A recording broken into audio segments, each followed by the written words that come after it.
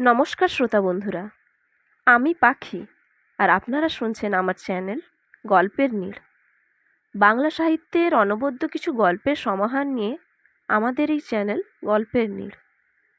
আজকে আমি আপনাদের শোনাতে চলেছি শুভ মানস ঘোষের লেখা ভৌতিক গল্প দেখা হবে মাঝরাতে। শুরু করছি আজকের গল্প দেখা হবে মাঝরাতে। সুপারভিউ টিভি কোম্পানির কলকাতা জোনের এজেন্ট হিসেবে গ্রাম বাংলায় ঘুরে বেড়াতে হয় সুমনকে। চষে বেড়াতে হয় এক শহর থেকে অন্য শহর, এক জেলা থেকে অন্য জেলা। এই রকমই ঘুরতে ঘুরতে সে অনেক দিন পরে এসেছে পানিপাতিনিতে। পানিপাতিনি বাসস্ট্যান্ডে কয়েক হাত তফাতে মা জগদম্বা লজে বছর কাবারি ঘর রাখা থাকে সুমনের। কোম্পানিই পেমেন্ট করে। কোম্পানিরও আরও অনেক এজেন্ট আছে। বছরভরই তাদের যাতায়াত চলে পানিপাতিনিতে। জাতীয় সড়ককে মেরুদণ্ডের মতো মাঝে রেখে গড়ে ওঠা ছোট জনপদ পানিপাতিনি। ঠিক শহর না হলেও video parlour, internet parlour, beauty parlour আর মোবাইল ফোন পরিষেবা পুরোপুরি ঢুকে গেছে পানিপাতিনিতে। হোটেলের কাউন্টারে গলায় মাফলার জড়িয়ে বসেছিলেন হোটেলের মালিক শ্যামবাবু। সুমনকে দেখে খুশিই হলেন। বললেন, আসুন সুমন ভাই আসুন, এবার অনেকদিন পরে যে। শ্যামবাবুর বয়স 50-এর আশেপাশে। গায়ের রং দুপোজ কালো কম করে। মাথাখানা বিরাট, ফালা ফালা চোখ মূর্তি, মুখ ভর্তি দাড়ি গোঁফ। দেখলেই মন আপনা আপনি সম্ভ্রমে ভরে ওঠে। আজ আবার কপালে লাল টিপ লাগিয়েছেন। হোটেল ব্যবসার পাশাপাশি তিনি এখানে সেখানে টুকটাক পূজা আর্চাও করে থাকেন। নিয়ার অ্যাবাউট 1 বছর হবে। সুমন শ্যামবাবুকে নমস্কার করে জানতে চাইল, আপনারা কেমন আছেন শ্যামবাবু? শ্যামবাবু চোখ বুজে নমস্কারের প্রত্যুত্তর দিয়ে বললেন, মা মহামায়ার আশীর্বাদে তা একরকম আছি। আপনার সব খবর ভালো তো ভাই? সুমনের বয়স বেশি নয়, 40-এর আশেপাশে। মাঝারি হাইট, গায়ের রং ফর্সার দিকে, মুখ চোখ ভালো। কাঁচ জাকিয়ে বলল, ফাইন। পানিপাতিনির কাজ একদিনের মধ্যে শেষ হয়ে গেল সুমনের। পরের দিন আর বেরোলো না। হোটেলে বসে ডিস্ট্রিবিউটরের ঘর থেকে কালেক্ট করে আনা তথ্যগুলো এক এক করে রিপোর্ট তৈরি করে ফেলল। তারপর সন্ধ্যের পরে জ্যাকেটটা গায়ে চড়িয়ে বেরিয়ে পড়ল ঘুরতে। পানিপাতিনি জায়গাটা বেশ মনোরম। লোকজন, গাড়ি ঘোড়া, দোকানপাট থাকলেও গ্যাঞ্জাম নেই। এখানকার চমচমের খুব সুনাম আছে। একটা দোকানে বড় দেখে খান পাঁচেক চমচম গপাগপ করে গিলে মন খুশি হয়ে গেল সুমনের। হাঁটতে হাঁটতে বাসস্ট্যান্ড ছাড়িয়ে চলে এলো 9 দীঘার মোড়ে। এখান থেকে মিনিট 5 ডাকাতে কালীবাড়ি। তারপরে মিনিট 2 হাঁটলেই ছায়াচিত্র সিনেমা হল। পানিপাতিনিতে এলে ছায়াচিত্র হলে নাইট শোয়ে একটা করে ছবি বাঁধা সুমনের। বাংলা, হিন্দি, ইংরেজি, যখন যেমন হয়। জীবনে ছবি অনেক দেখেছে সুমন। তার উপর এখন টিভির দৌলতে ঘরে বসেই রিমোট টিপে যত খুশি ছবি দেখা যায়। তাই ছবি দেখাটা তার লক্ষ্য নয়, লক্ষ্য হলো টাইম পাস। বাড়তি হলো সিনেমা হলের মালিক রবিবাবুর সঙ্গে একটু আড্ডা মেরে আসা। টিভি আর সিনেমা নিজেরাই ভাই ভাই না হলেও ভাইরা ভাই তো বটেই। অতএব রবিবাবু বলতে গেলে তার লাইনেরই লোক। কিন্তু হাঁটতে হাঁটতে ছায়াচিত্র হলের সামনে পৌঁছে সুমন হতাশ হলো। টিভির দাপটে সিনেমার ব্যবসার হাল দিনে দিনে খারাপ হচ্ছে সে জানে। তার জন্য রবিবাবু তাকে খোঁচা মেরে কথাও শোনান। কিন্তু তাই বলে এই অবস্থা। সার্চ লাইট, ডে লাইট তো দূরের কথা, টিম টিম করে একটা লো ভোল্টেজের বাতি জ্বলছে। তাতে হলের গায়ে লাগানো ছবির পোস্টারটাও ঠিক মতো পড়া যাচ্ছে না। লোকজনও আশেপাশে বিশেষ চোখে পড়ছিল না। কাউন্টারে মুখ পর্যন্ত চাদরে ঢেকে একজন বসে বসে ঝিমোচ্ছিল। লোকটাকে চিনতে পারল না সুমন। গেটে যে লোকটা দাঁড়িয়ে আছে সেও অপরিচিত। তার চেয়ে বড় কথা, গেট কিপারের পাশে রবিবাবু দাঁড়িয়ে থাকেন। কিরকম কি টিকিট বিক্রি হলো নিজে দাঁড়িয়ে থেকে তদারক করেন। আজ নেই। রবিবাবু কই? রবিবাবু? সুমন জিজ্ঞাসা করলো। গেট কিপার মুখ তুলে সুমনের দিকে তাকালো। এরও আপাদমস্তক ঢাকা চাদরে, বেশ রোগা, তবে চোখ দুটো জলজলে। পাল্টা প্রশ্ন করলো, কোন রবিবাবু? হাউসের মালিক রবিবাবু, রবিরঞ্জন দাস। উনি তো আজ আসেননি। আসেননি? না, উনি ব্যস্ত আছেন কাজে। লোকটা মুখ ঘুরিয়ে নিল।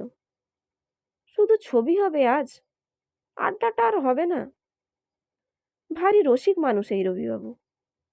মুখ চোখের নানান ভঙ্গি করে এক একটা এমন মজার কথা বলেন যে হাসি চাপা দেয়। ব্যবসার এই দুরবস্থার মধ্যে কি করে যে এত হাসি খুঁজে পান কে জানে। মনটা দমে গেল সুমনের। কিছুক্ষণ চুপ করে দাঁড়িয়ে থেকে আস্তে আস্তে সে এগিয়ে এলো ছবির ডিসপ্লে বোর্ডের দিকে। বাংলা বই চলছে। স্টিল ফটোগ্রাফ দেখে স্পষ্ট বোঝা যাচ্ছিল ভূতের বই। কিন্তু অসম্ভব বোকা বোকা নাম। দেখা হবে মাঝরাতে। বাংলা সিনেমার সাধে এই হাল। যাকগে, তার তো সময় কাটানো নিয়ে কথা। সুমন এগিয়ে গেল টিকিট ঘরের দিকে। ব্যালকনির একটা টিকিট কেটে ঢুকে পড়ল হলে। গেটকিপার টিকিট ছিঁড়ে অর্ধেকটা তার হাতে ধরিয়ে দিয়ে বলল, লাইটম্যান নেই, আপনার মতো জায়গা করে বেছে নিয়ে বসে পড়ুন। যাচ চলে, লাইটম্যান নেই? না, এইভাবে বেশি দিন রবিবাবু টানতে পারবেন বলে মনে হয় না। যে কোনো দিন হাউসে তালা পড়বে। দোতলার সিঁড়ির মুখে একটা জিরো পাওয়ারের জ্বললেও ব্যালকনি পুরোপুরি অন্ধকার। অনেককাল ধরেই এখানে সুমনের যাতায়াত, তাই লাইটের সুইচ খুঁজে পেতে অসুবিধে হলো না তার। আলো জ্বালিয়ে পিছনের দিকে ভালো জায়গা দেখে বসে পড়ল সে। সারি সারি সিট ফাঁকা পড়ে আছে, একটা লোকও নেই। দেখতে দেখতে গাটা হঠাৎ কিরকম ছমছম করে উঠল তার। মিনিট পরেনও কেটে গেল। ওয়ার্নিং বেল পড়ে গেল। ব্যালকনির গেট ঠেলে ভিতরে ঢুকে এলো কয়েকজন লোক। তারা নিজেদের মতো জায়গা খুঁজে নিয়ে বসে পড়লো ছড়িয়ে ছিটিয়ে। তাদের মধ্যে একজন লুঙ্গি পরা লোকও দেখা যাচ্ছিল। সিটে বসে পা তুলে বেমালুম বিড়ি খেতে শুরু করলো। ইন্ডাস্ট্রিকে বাঁচিয়ে রাখার জন্য এটুকু কম্প্রোমাইজ না করলেই নয়। দেখে গা জ্বলে যাচ্ছিল। কি আর করবে, সুমন চুপ করে রইল। বই শুরু হয়ে গেল। গেট থেকে উপরে এসে ব্যালকনির লাইটটা নিভিয়ে দিয়ে গেট টেনে চলে গেল গেট কিপার। কয়েকটা বোকা বোকা অ্যাডের পর পর্দায় রক্তপানরত হায়নার মুখ ভেসে উঠল। ব্যাকগ্রাউন্ডে শ্মশান, দাউ দাউ করে চিতা জ্বলছে। নানান সাইজের মরার মাথা শটাশট নাচতে নাচতে ফুটিয়ে তুলেছে বইয়ের টাইটেল, দেখা হবে মাঝরাতে। বাহ, হেভি টেকনিক তো। নামটা যাই হোক, গল্পটা জমে যেতে পারে। সুমন পিঠ টান টান করে বসল। গল্প শুরু হয়ে গেল। এক বয়স্কা ভদ্রমহিলার উপর ভূত ভর করেছে। ভদ্রমহিলার বাঁশির মতো সরু নাক, জোড়া ভুরু। বয়স চলে গেলেও এখনো অসামান্য সুন্দরী। চোখ কপালে তুলে অপকৃষ্টের মতন তিনি সারা ঘর ঘুরে বেড়াচ্ছেন। চিৎকার করে বলছেন, আমায় রক্ত দাও, আমি রক্ত খাবো, বড্ড খিদে আমার, কতদিন না খেয়ে থাকবো। কে বলে বাংলা সিনেমার মান পড়ে গেছে? ভদ্রমহিলা দুর্দান্ত অ্যাক্টিং করছেন, এমন জীবন্ত যে রীতিমতো ভয় ভয় করে উঠল সুমনের। আচমকা সারা শরীর প্রচণ্ডভাবে ঝাঁকি দিয়ে উঠল ভদ্রমহিলার। আস্তে আস্তে চোখ দুটো নর্মাল হয়ে এলো। তারপর এদিক ওদিক ঘুরতে ঘুরতে ঠিক যেন সুমনের চোখে এসেই স্থির হয়ে গেল। ওরে বাবারে, কি ভীষণ সে চোখের দৃষ্টি! সুমন সহ্য করতে পারল না, সরিয়ে নিল চোখ। ভদ্রমহিলা খলখল করে হেসে উঠলেন। হাসতে হাসতে বললেন, কি রে, আমায় রক্ত দিবি নে? আমার সব রক্ত চেটেপুটে খেয়েছিস, আমায় রক্ত দিবি নে? সিনেমার ছবি, কখনো কথা বলে দর্শকের সঙ্গে? মাথাটা কিরকম ভোঁ ভোঁ করে উঠল সুমনের। আর তারপরে সে চোখের সামনে যা দেখল, মাথাটাই খারাপ হয়ে যাওয়ার জোগাড় হলো তার। সুমন দেখল ভদ্রমহিলা সিনেমার পর্দা থেকে শটান বেরিয়ে পা পা করে হাঁটতে হাঁটতে এগিয়ে আসছেন। হাত নাড়িয়ে স্পষ্ট তাকে লক্ষ্য করেই যেন বলছেন, দাঁড়া, আমি আসছি, তোর শরীরে অনেক রক্ত, গরম গরম, টাটকা টাটকা রক্ত।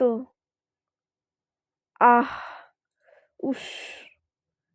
ভদ্রমহিলা জিভ চাটতে শুরু করলেন। শুধু কথাই বলে না, পর্দা থেকে ছবির মানুষ নেমেও আসে? না, এতটা বাড়াবাড়ি কিছুতেই সম্ভব নয়। নির্ঘাত কিছু গোলমাল আছে এর মধ্যে।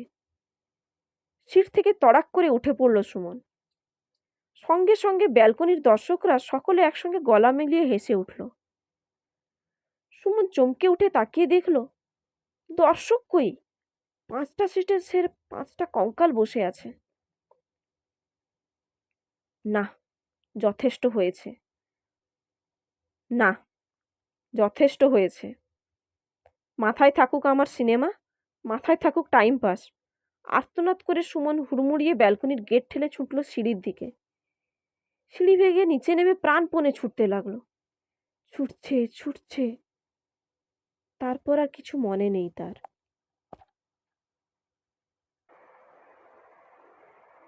কতক্ষণ ঠিক বলতে পারবে না। আস্তে আস্তে জ্ঞানটা ফিরে এলো সুমনের।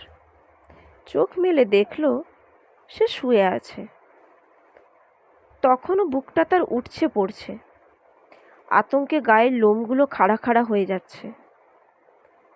ধড়মড় করে উঠে বসল সে।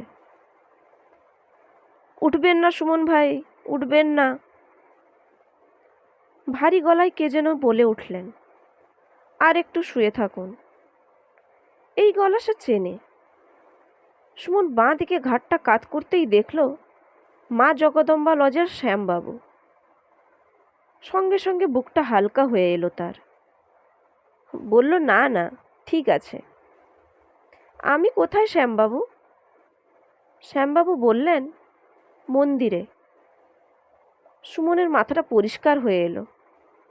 তাকিয়ে দেখল ঠিক তাই, ডাকাতে কালীবাড়ির মন্দিরের নাট মন্দির এটা। দূরে টিমটিম করে একটা প্রদীপ জ্বলছে। তার সামনে চাদরে গুটিসুটি মেরে বসে আছে একজন লোক। এই লোকটা শ্যামবাবুর চেলা। একটু আগে এই পথ দিয়ে সুমন যখন আতঙ্কে পাগলের মতন ছুটছিল, তখন সেই ছুটে গিয়ে তাকে ধরেছিল। তারপর মন্দির থেকে বেরিয়ে শ্যামবাবুও তার সঙ্গে হাত লাগান। শ্যামবাবু মন্দিরে তখন নিশীথ পূজায় বসেছিলেন। সুমন তারপরেই অজ্ঞান হয়ে যায়। শ্যামবাবু জিজ্ঞাসা করলেন, কি ব্যাপার সুমন ভাই, এদিকে কোথায় গিয়েছিলে এই রাত বিরেতে? কে তাড়া করেছিল আপনাকে? সুমন থরথর করে কেঁপে উঠল। শ্যামবাবু তাকে ভরসা দিয়ে বললেন, আপনি এখন মায়ের মন্দিরে, সম্পূর্ণ নির্ভয়ে সমস্ত খুলে বলুন। আরও কিছুক্ষণ লাগলো সুমনের নিজেকে সামলাতে। তারপর ভয়ে ভয়ে ঢোক গিলতে গিলতে সমস্ত খুলে বলল। সব শুনে শ্যামবাবু যেন আকাশ থেকে পড়লেন। বললেন, করেছেন কি? ছায়াচিত্র হল তো মাস 6 উপর বন্ধ। আপনি গিয়েছিলেন সেখানে বায়োস্কোপ দেখতে? যাওয়ার আগে আমাকে বলবেন তো। ছায়াচিত্র বন্ধ? কি বলছেন আপনি? সুমন চেঁচিয়ে ওঠে। সে খুব দুঃখজনক ঘটনা। শ্যামবাবু মাথা নাড়াতে নাড়াতে বললেন, জানেন তো সিনেমার ব্যবসার হাল।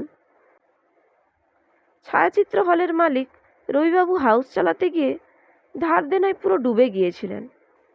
মহাজনদের জ্বালায় পানিপাতিনি থেকেই পালান তিনি। শোকে দুঃখে বিছানা নেন তার স্ত্রী, পরে সুইসাইড করে মারা যান। এ তল্লাটে তার মতো সুন্দরী আর একটিও ছিল না। মরার পরও দেখতে গিয়ে চোখ ফেরাতে পারছিলুম না, বুঝলেন? দাঁড়ান দাঁড়ান, সুমন হঠাৎ কিরকম উত্তেজিত হয়ে উঠল। ভদ্র মহিলার কি জোড়া ভুরু ছিল? ঠিক ঠিক। শ্যামবাবু অবাক হলেন। আপনি কি করে জানলেন সুমন ভাই? সুমন সিনেমার কথা বলল। শুনে শ্যামবাবুর চোখ গোল গোল হয়ে গেল। কপালে হাত ঠেকিয়ে প্রণাম নিবেদন করে বললেন, জোর বাঁচান বেঁচেছেন আপনি। মা মহামায়াই আপনাকে রক্ষা করেছেন। সুমন উঠে পড়ল। ঘড়ির দিকে চেয়ে দেখল রাত 10টা বেজে গেছে। হোটেলের সারাদিনের হিসেব বুঝে নিয়ে এই সময় রোজই মন্দিরে চলে আসেন শ্যামবাবু। নিশীথ পুজো সেরে এখান থেকেই নিজের বাড়ি চলে যান। কিন্তু আজ আর বাড়ি না ফিরে সুমনকে হোটেলে পৌঁছে দিতে চললেন। সুমনও না করল না। এখনো ভয়ে চমকে চমকে উঠছে বুকটা তার। 9 দীঘার মোড়ের দিকে স্টার্ট করার আগে শ্যামবাবু হঠাৎ দাঁড়িয়ে গেলেন। আঙুল তুলে দূরে দেখিয়ে বললেন, এই আপনার ছায়াচিত্র হল, দেখতে পাচ্ছেন কিছু? সুমন ভয়ে ভয়ে তাকালো। এখান থেকে ছোট একটা মাঠ পেরিয়ে তারপর ছায়াচিত্র সিনেমা হল। কিন্তু কোথায় হল? চিহ্ন মাত্র দেখা যাচ্ছে না। অন্ধকার ঘুটঘুট করছে। শ্যামবাবু ঠিকই বলেছেন। মা মহামায়ার কৃপা ছাড়া আজ বেঁচে ফিরতে হতো না তাকে। হোটেল ফিরে মুখে কিছু রুচল না সুমনের। বড় এক ঘটি জল খেয়ে শ্যামবাবুকে গুড নাইট জানিয়ে তাড়াতাড়ি লেফটেনে শুয়ে পড়ল। রাতটা কাটিয়ে ভালোই ভালোই এখান থেকে পালাতে পারলে বাঁচে। কিন্তু সব হিসেব কি আর মানুষের ঠিকঠাক থাকে? না ঠিকঠাক হয়? মাঝরাতে হঠাৎ ঘুমটা ভেঙে গেল সুমনের। চোখ মেলেছে, হাড় হিম হয়ে গেল তার। মশারি ঠেলে কালো একটা গোল অন্ধকার ঝুঁকে পড়েছে তার মুখের ওপর। মাথায় উঠল ঘুম। লেপ ছুঁড়ে মশারি ছিঁড়ে নেমে পড়ল সে নিচে। চিৎকার করে বলল, কে কে? চেঁচাবেন না সুমনবাবু। অন্ধকারের ভিতর থেকে কে যেন বলে উঠলেন। লাইটটা জ্বালান আগে। সুমন ছুটে গিয়ে লাইটটা জ্বালিয়ে দিয়ে ভয়ে শিউরে উঠল। ঘরে দাঁড়িয়ে আছেন রবিবাবু। ছায়াচিত্র হাউসের জলজ্যান্ত মালিক রবিবাবু। সেই মাঝারি হাইট, ফর্সা রং, চোখে হাই পাওয়ারের রিমলেস চশমা, ঠোঁটের কোণে বাঁকা হাসি। এ কি, আপনি আপনি এখানে কি করে এলেন? সুমন বলল, আপনি আমার ঘরে ঢুকলেন কি করে? বলছি, রবিবাবু বললেন। কিন্তু তার আগে বলুন, পালিয়ে এলেই কি বাঁচা যায় সুমনবাবু? আমার স্ত্রীর হাত থেকে বেঁচেছেন, কিন্তু এবার যে আমার টার্ন। তার জন্যই তো কিরকম দেখা হয়ে গেল আমাদের মাঝরাতে। হা হা হা হা। রক্ত জল হয়ে এলো সুমনের। কাঁপতে শুরু করলো তার গলা। আপনি? হ্যাঁ, ঠিকই ধরেছেন। শ্যামবাবু আপনাকে রং ইনফরমেশন দিয়েছেন সুমনবাবু। হাসতে হাসতে নিজের স্টাইলের কথা বলে চললেন রবিবাবু। আমি বাড়ি থেকে পালাই টালাইনি, বুঝলেন? আমিও আমার মিসেসের মতো সুইসাইড করেছিলাম। নদীতে ডেড বডি ভেসে গিয়েছিল বলে কেউ ট্রেস করতে পারেনি আমাকে। সুমন কাঠ হয়ে গেল। একবার বেঁচে ফিরেছে, কিন্তু এবার বড় কঠিন চক্করে পড়েছে। মাথার চুলগুলো একটা একটা করে দাঁড়িয়ে যেতে লাগলো তার। আহ, কি করছেন তখন থেকে? গলা সাচ্ছেন নাকি? সুমন চেয়ে রইল। হঠাৎ রবিবাবু গম্ভীর হয়ে গেলেন। গলা বদলে বললেন, শুনুন মশাই, আপনাকে একটু হেল্প করতে হবে। আমাকে? রাইট, আপনার সঙ্গে একটু পুরনো হিসেব চোকানোর আছে। এর জন্য আপনি পানিপাতি নিতে আসবেন বলে কবে থেকে হাঁ করে বসে আছে জানেন? হিসেব? এই তো এতক্ষণে গোটা শব্দ ফুটেছে। রবিবাবু বলে চললেন, যত নষ্টের গোড়া আপনারাই। আপনাদের টিভি কোম্পানিই আমাদের পথে বসিয়েছে, আমাদের এতদিনের সাধের ব্যবসা ডকে তুলে দিয়েছে, শেষ করে দিয়েছে আমাদের। কিন্তু আমরা শুধু একা শেষ হব কেন চাঁদু? আপনাকেও আমাদের পার্টনার হতে হবে, বুঝলেন? ব্যাস, হিসেব সমান সমান। রবিবাবু অট্টহাসিতে ফেটে পড়লেন। সুমন চেয়ে রইল। চেয়ে থাকতে থাকতে হঠাৎ তার মনে হলো আর ভয় পাচ্ছে না সে। আসলে খুব বেশি ভয় পেলে মানুষের ভয়বোধটাই কিরকম অসাড় হয়ে যায়। সুমনেরও তাই হয়েছে। কি সুমন বাবু, আমার প্রস্তাবটা পছন্দ হলো না বুঝি? রবিবাবু বললেন। হাঁ করে কি দেখছেন বলুন তো আমার মুখের দিকে? আপনি আমার পার্টনার হলে দুজনে মিলে আমার হাউসে বসে প্রাণ ভরে আড্ডা মারবো, হ্যাঁ? সুমন চেয়ে রইল। আরে কি ভাবছেন মশাই, কিসের ধ্যান করছেন? আসলে মাথা থেকে সব ভয়, সব টেনশন বেরিয়ে গেলে তখন আসল কথাটাই মনে পড়ে যায় মানুষের। সুমনেরও মনে পড়ল। মা মহামায়া, একবার না বলতেই বাঁচিয়েছ, আর একবার নয় বাঁচালে। মায়ের কাছে ছেলে কি এইটুকু আবদারও করতে পারে না? সুমনের চোখ জলে ভরে উঠল। সে মন প্রাণ দিয়ে মাকে ডাকতে লাগলো। শেষ হলো আমাদের আজকের ভৌতিক গল্প, শুভ মানস ঘোষের লেখা। দেখা হবে মাঝরাতে। আমার গল্প পাঠ আপনাদের ভালো লেগে থাকলে ভিডিওটি প্লিজ প্লিজ প্লিজ লাইক ও শেয়ার করে দেবেন। এবং আপনারা যদি আমার চ্যানেলে নতুন হয়ে থাকেন তাহলে প্লিজ আমার চ্যানেলটিকে সাবস্ক্রাইব করে দেবেন। দেখা হচ্ছে পরবর্তী গল্পে। ততক্ষণ অবধি সুস্থ থাকবেন, সঙ্গে থাকবেন।